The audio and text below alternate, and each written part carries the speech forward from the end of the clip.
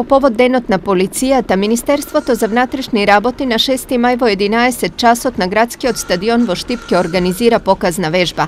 Граѓаните ќе може да ја видат опремата со која располага македонската полиција, како и да присуствуваат на показни вежби во кои ќе учествуваат сите единици при Министерството за внатрешни работи, кои ќе ја презентираат својата подготвеност за справување со различни предизвици. Поради ова, во недела од 8 часот до завршување на настанот, сообраќајната полиција при СВР Штип ќе воведе времен изменет режим на сообраќај на одредени сообраќајници во градот.